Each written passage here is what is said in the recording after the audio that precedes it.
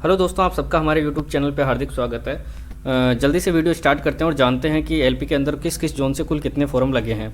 तो सबसे पहले अपन बिलासपुर की बात करते हैं। तो बिलासपुर से अब तक लगने वाले फॉर्मों की संख्या लगभग 3,47,297 है। वहीं बात करें सिकंदराबाद, तो सिकंदराबाद से 2,34,980 प्लस फॉर्म अब तक लग चुके हैं।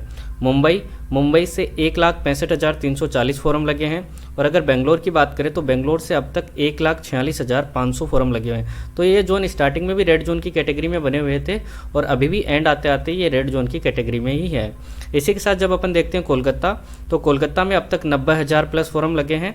और इसी के बाद अपन देखते हैं अहमदाबाद, तो अहमदाबाद में लगने वाले फॉर्मों की संख्या है 72,809। और यहीं भोपाल, तो भोपाल से कुल फॉर्म सबमिट हुए हैं 55,800। भोपाल को मैंने ग्रीन जोन को कंप्लीट को ग्रीन जोन की कैटेगरीज में इसलिए रख रखा है, भोपाल अपने आप में सबसे सेफ जोन है क्योंकि सबसे कम पर सीट कंपटीशन यहीं पे है।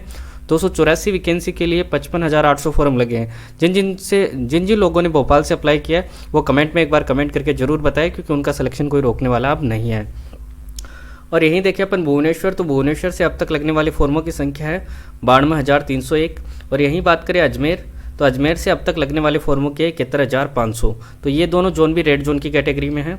और मालदा वाले भी सेफ हैं क्योंकि मालदा से भी लगने वाले फॉर्मों की संख्या लगभग 50,000 है। तो अगर बात करें मालदा, तो मालदा वैकेंसी के लिए लगभग 50,298 फॉर्म लगे हैं, जो अपने आप में एक बहुत ही कम अमाउंट है। तो मालदा और भोपाल दोनों ही ऐसे जोन हैं जिसमें सिलेक्शन की पूरी संभावना है अगर आप दिन रात मेहनत करते हैं। तो मालदा वाला भी एक बार कमेंट करके हमें ज़रूर बताएं कि आपने मालदा से अप्लाई किया है तो आप जल्द ही एलपी बनने वाले हैं।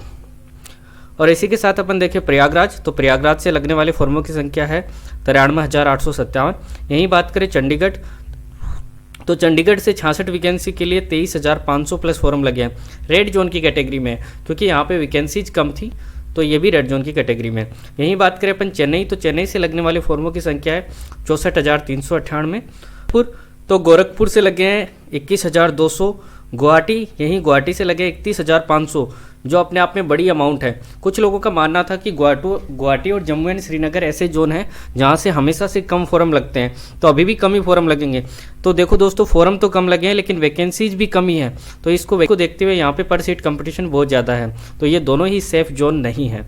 यहीं बात करें अपन पटना, तो पटना से अब तक लगने वाली फॉर्मों की संख्या 29। तो पटना पे भी पर सीट कंपटीशन लगभग 300 है, तो यहाँ पे भी कंपटीशन अपने आप में बहुत ही ज़्यादा है। अगर बात करें रांची, तो रांची से लगने वाले फॉर्मों की संख्या है 42,300। यहीं बात करें तिरुवनंतपुरम, तो तिरुवनंतपुरम से लगभग फॉर्म लगे 15,200।